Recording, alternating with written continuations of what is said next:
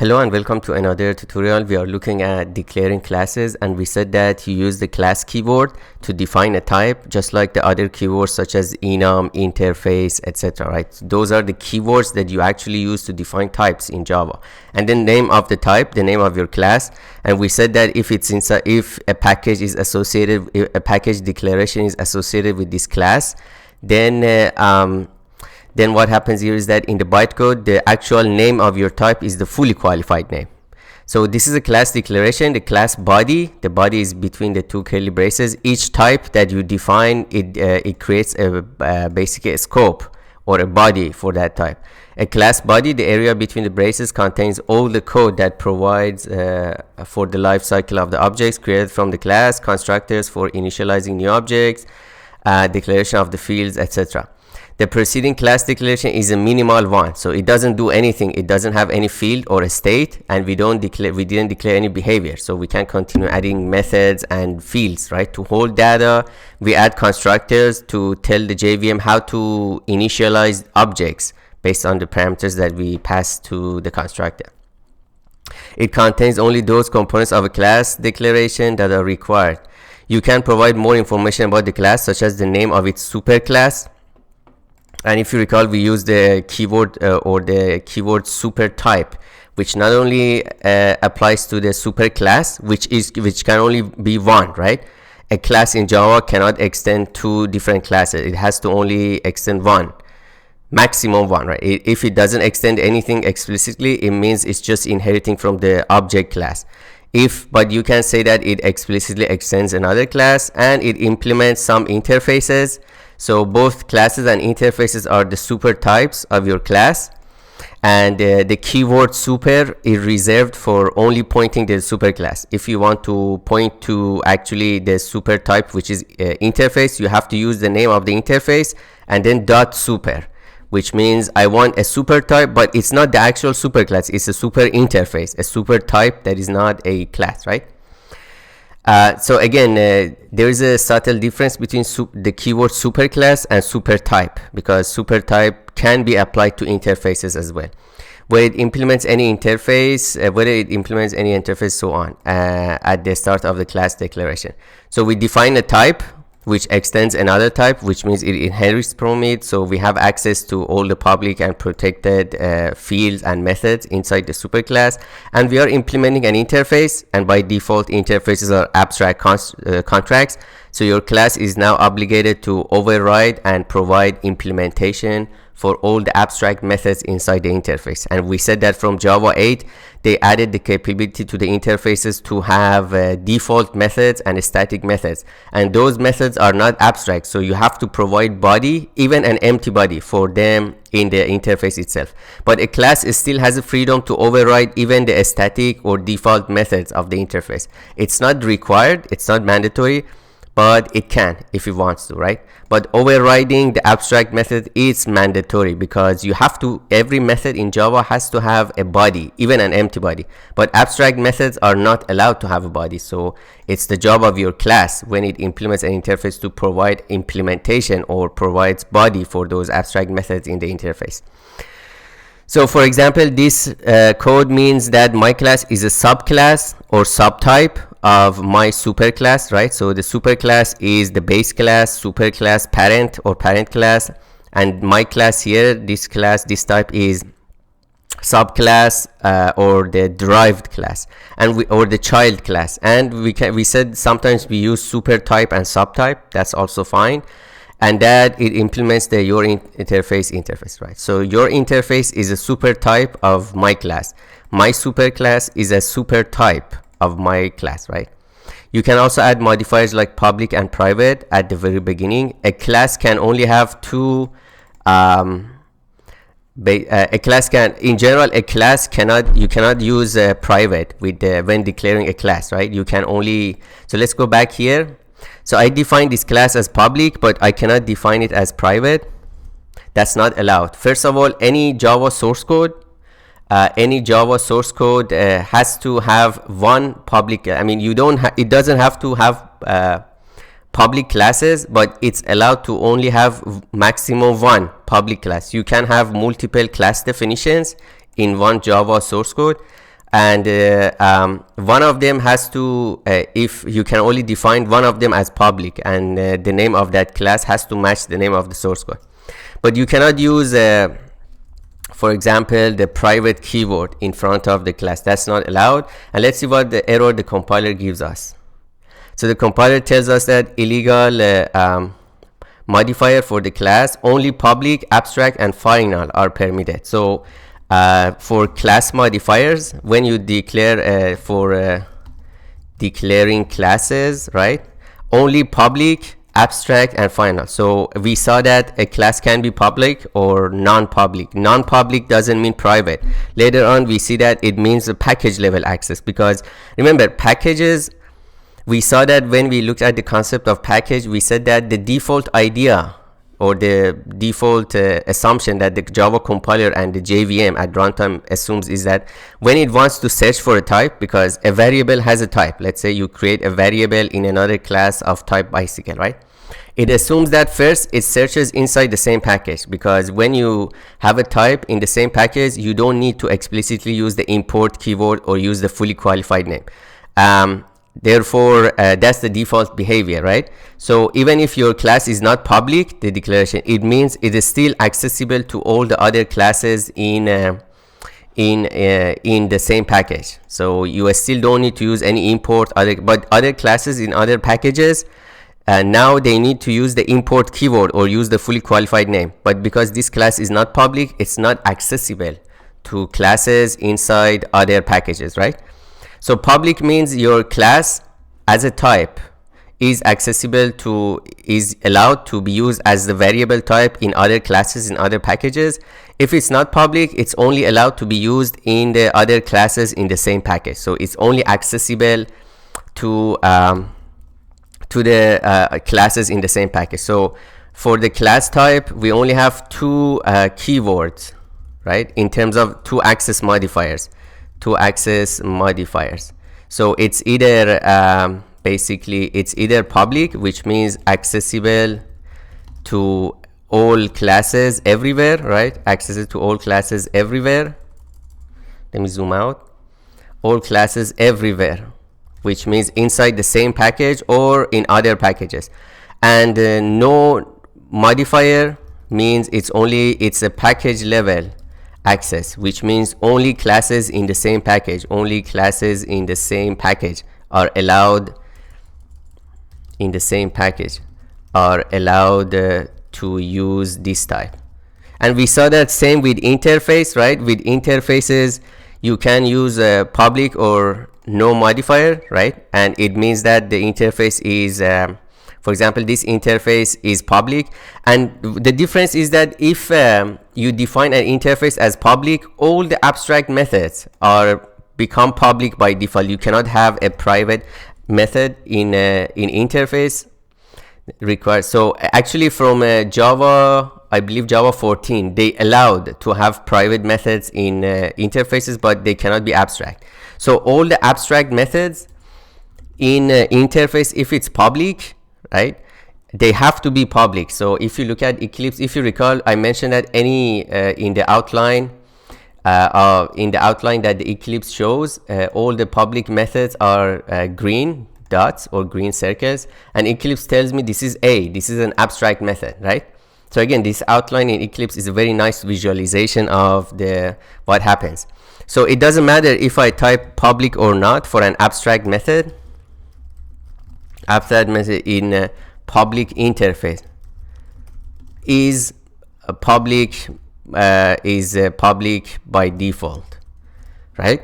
So if you declare your interface as public, all the abstract methods are public. You cannot make them private or protected or anything else, right?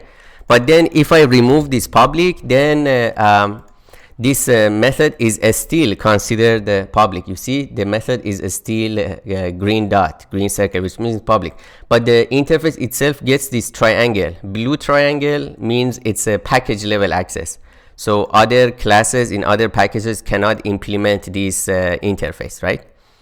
So so public interface and classes can be public or package level access. Abstract methods in an interface have to be public, otherwise there is no meaning of having an abstract method in interface but it's not public, because if it's not public, a class cannot access it, which means it cannot override it. But any abstract method has to be overridden. So that's why all the abstract methods in an interface must be public. That's how the Java compiles. So all the abstract methods in an interface have to be public so that other classes can access them and override them. So in order to override a method, in order to override an abstract method, you have to be able to access it. But if the method is private, you cannot access it, right? Later we will see the concept of abstract class. An abstract method in an abstract class can be public or protected. Protected means only classes that inherit from that class can access it. Now in the interface, I believe you cannot use the keyword protected. Yeah, so if you use protected, it says that illegal modifier for let's see what the compiler says. Illegal modifier, which means this keyword, this access modifier, public, private, protected, these are called access modifiers. And it says illegal modifier for the interface method.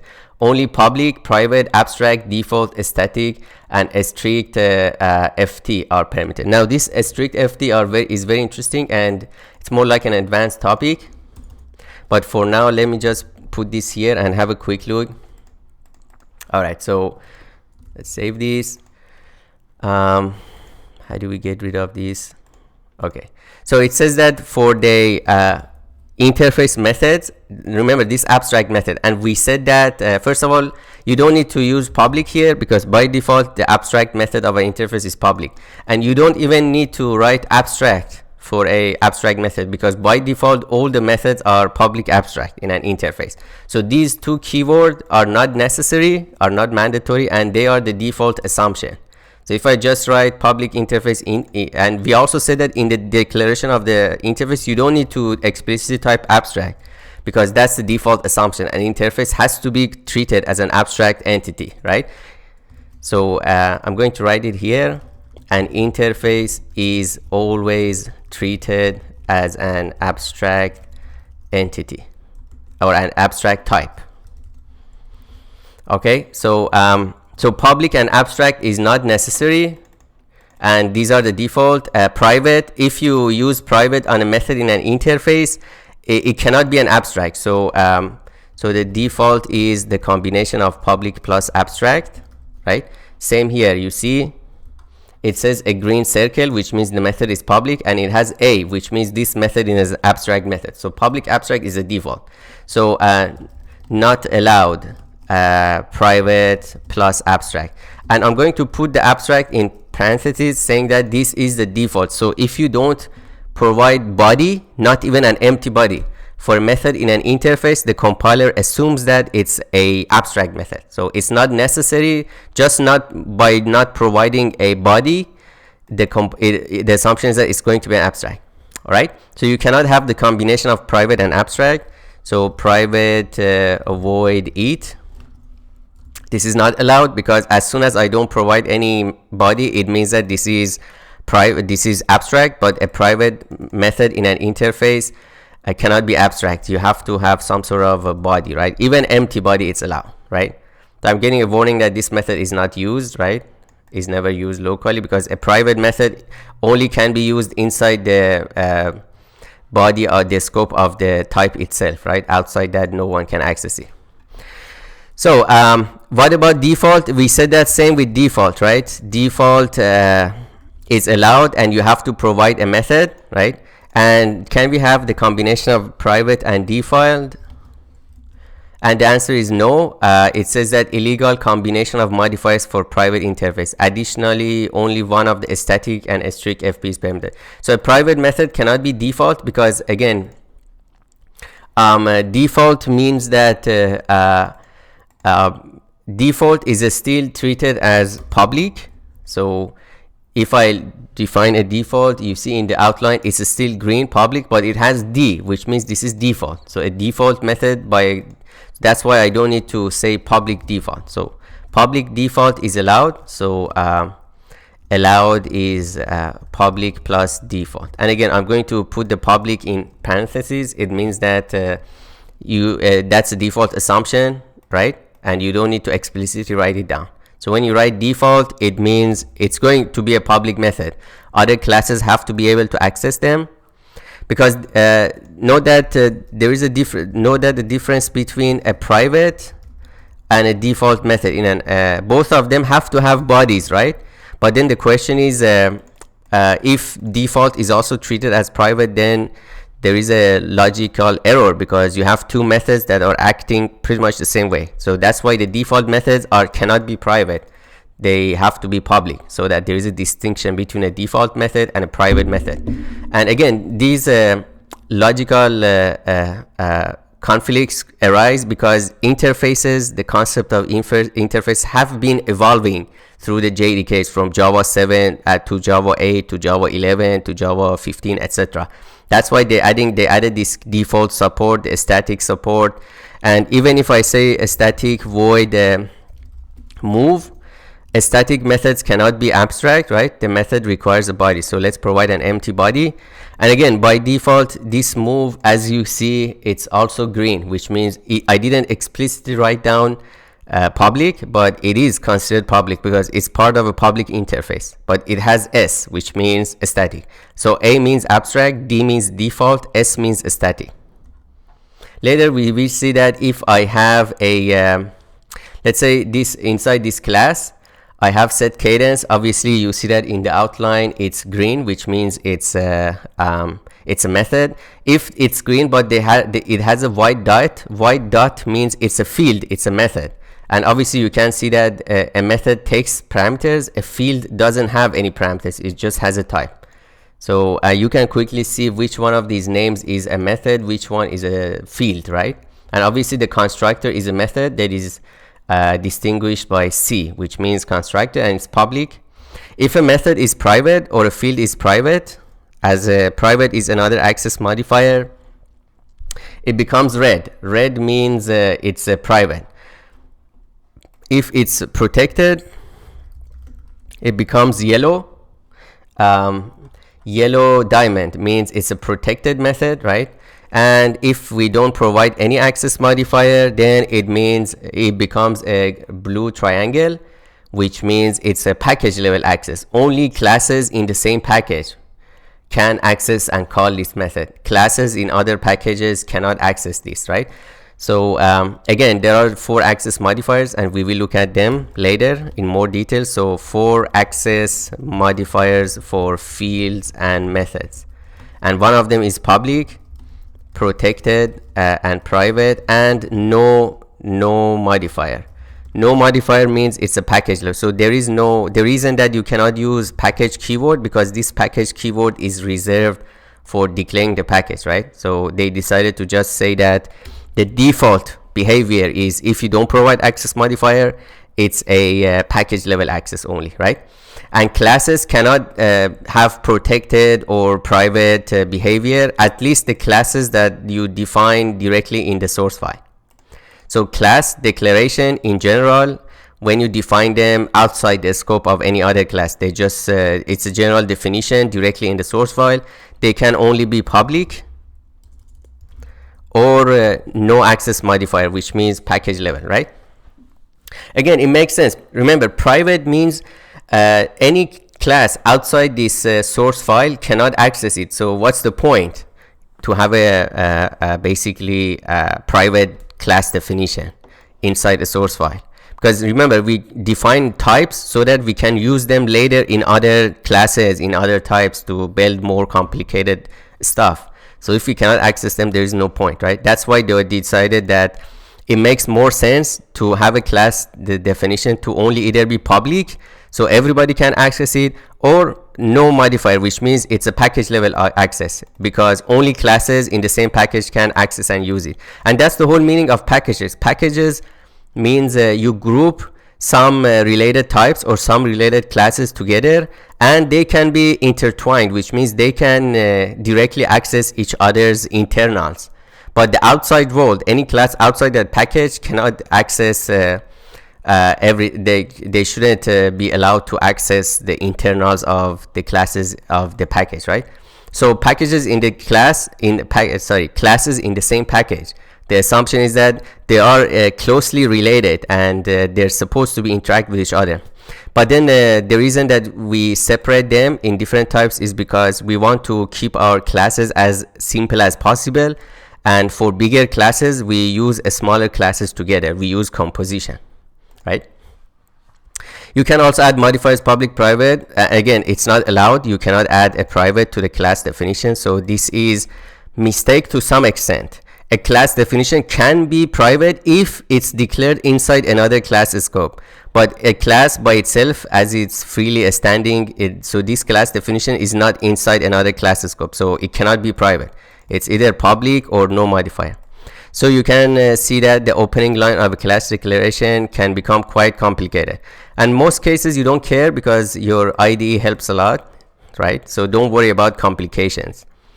The modifiers public and private, which determine what other classes can access my class, are discussed later in this section. Yeah, we will look at the modifiers.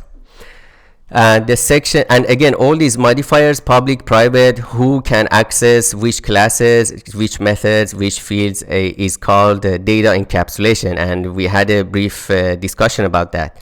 That's one of the pillars of object-oriented programming. You want to restrict access of to the internals of a class, restricted to other classes that want to interact with this particular class, because then you have more control on how to implement it. The other things that because of the restrictions, you provide a public API and you guarantee that the public API never changes, but there are private parts that the outside world is not concerned with. They can change and evolve. That's a very nice thing. So data encapsulation is not about worrying about others can access directly the fields or method. It's about the fact that classes can evolve over time, and you want to add more capabilities to them, but in a way that it doesn't break the previous contracts that you set. So the best way to design a library in an object-oriented way is you declare your classes, you think about what those classes can do, and then provide a public API. And then you promise that that public API never changes. Obviously, in exceptional cases, at some point you have to change them, but the idea is that when you, for example, when you develop a Java library, you provide a public API, and you promise that these public methods, this public API or public classes never change, right? The method, the name of the method never changes. You never remove that. Sometimes you have to. That's why we have annotations such as deprecated or something, right? So it's more like a warning that in the future releases of this library, I'm going to remove this public method.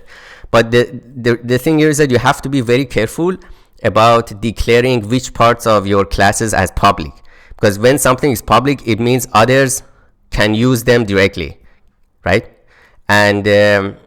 And then in the future, if you change a public to private, then other people's code is going to break, because then if they recompile, they realize that the compiler says that now this is private, you cannot directly access it. So be very careful, and actually that's one of the most important parts are designing a class or a library, is that you have to first think about which parts are going to be public, or when people say that this library provides this API, it means it provides a collection of methods that are public, everybody can access them. So the section on interface and inheritance will explain how and why you would use extends and implements keyword in a class declaration. For the moment, you do not need to worry about these extra complications. Extends means your class is going to inherit from a class. Implements means we're adding more capabilities through interfaces, right?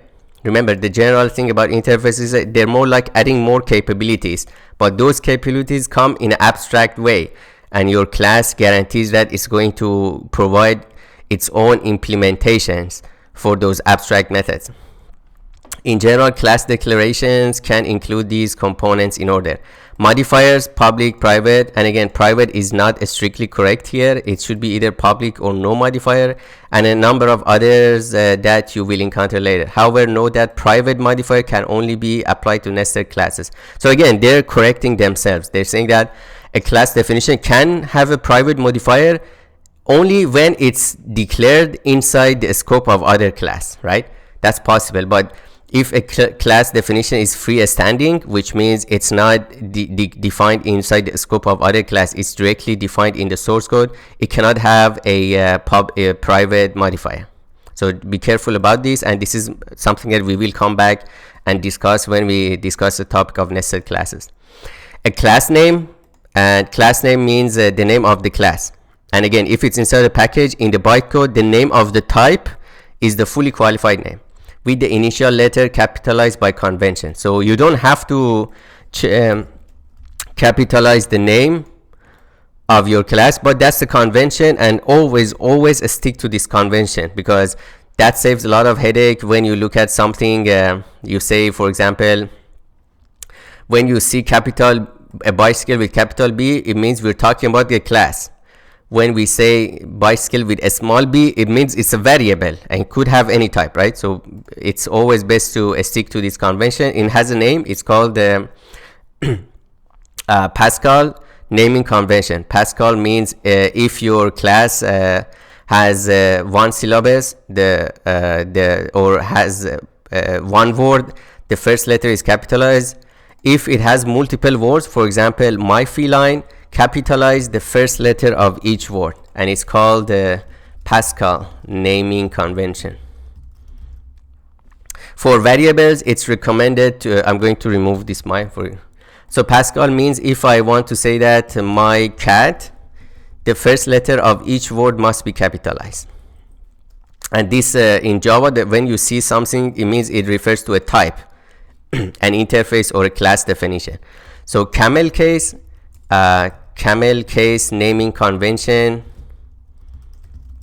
means capitalized. It's the same as Pascal, only it doesn't apply to the first word. The first word has to be a small letters. So my cat becomes my, so the first word is all lowercase, but the other words, so let's say it's the name is my cat is pretty, right? So in the Pascal convention, M, C, I, and P, these are the first letters of each word, and they're going to be capitalized. In the camel case notation, which in Java we use for variables, the first letter is capitalized except for the first word. So in this case, my is all lowercase, we don't capitalize M. But the rest, cat is pretty, we capitalize those. So Pascal case, we use it use for declaring types, interface, class, etc. This name that you use. Camel case used for variables. So if you're familiar with other programming languages like Python or C++, they use usually they use the convention is a snake case, which means all lowercase with with underscore. So for example, in the snake case notation, my cat is pretty becomes my underscore cat underscore is pretty. So these conventions are just for the sake of readability of your source code, because obviously the compiler doesn't care what names you use as long as it follows the Java language specification or any specifications that basically the programming languages support. But then it's all about readability of your source code, right? So I hope you enjoyed this lecture. We will continue the discussion, so please stay tuned, and I'll see you in the next one.